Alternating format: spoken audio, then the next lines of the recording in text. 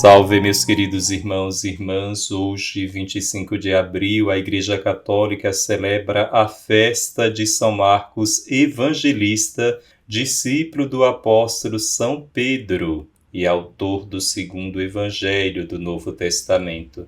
São Marcos é simbolizado pela figura do leão alado, uma das 4 figuras que São João Evangelista narra no Apocalipse. Também é provável que seja uma alusão ao modo como começa a narração do seu evangelho, referindo-se ao deserto que circunda o Rio Jordão, lugar onde há animais e cujo senhor é o leão. São Marcos foi o primeiro a escrever um evangelho por volta do ano 70. De modo que o Evangelho de São Marcos se tornou a principal fonte escrita para os evangelhos de Mateus e Lucas.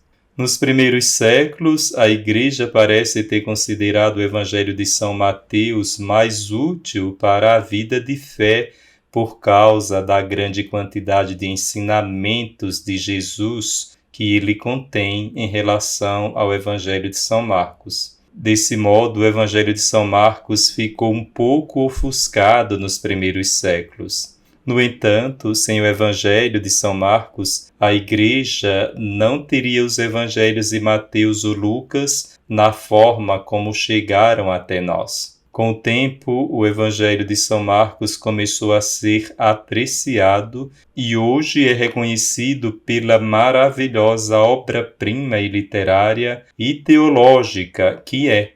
Marcos retrata Jesus como o Filho do homem sofredor, que não veio para ser servido, mas para servir, e que estava disposto a dar a vida a serviço de todos. O retrato que São Marcos faz do discípulo espelha o de Jesus. Como discípulos, somos chamados a andar no caminho do autoesvaziamento, do serviço de Jesus a Deus e ao povo, mesmo que isso signifique percorrer o caminho da cruz. O evangelista São Marcos era originário da região de Jerusalém e, portanto, pertencia ao povo judeu.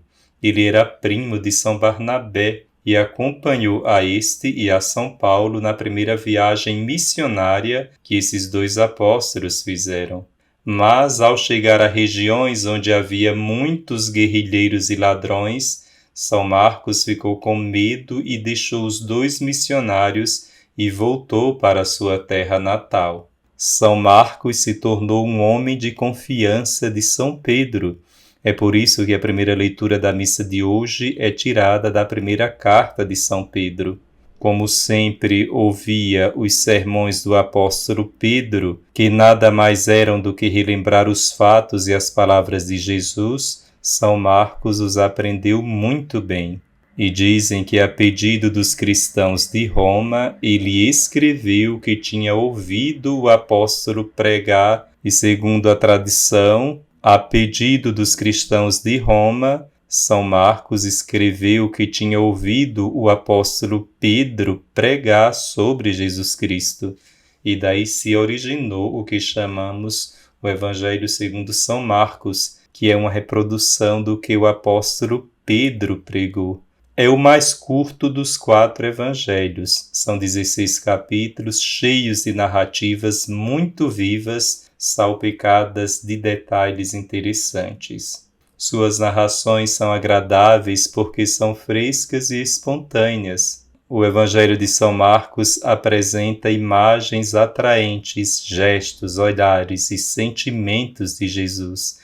Os especialistas dizem que quanto mais se estuda o Evangelho de São Marcos, mais se convence de que aquele que o escreveu foi um verdadeiro artista narrativo e que, com esta escrita, contribuiu para que muitos milhões de leitores se entusiasmassem com a pessoa de nosso Senhor Jesus Cristo. São Pedro chama Marcos em suas cartas de meu filho. O apóstolo Pedro se expressa assim na leitura de hoje: a igreja que está em Babilônia, eleita como vós, vos saúda, como também Marcos, o meu filho. E São Paulo, quando escreveu a carta a Timóteo de sua prisão em Roma, lhe diz: traga-me Marcos, porque preciso de sua colaboração. Os historiadores antigos dizem que ele era um companheiro muito apreciado dos dois apóstolos.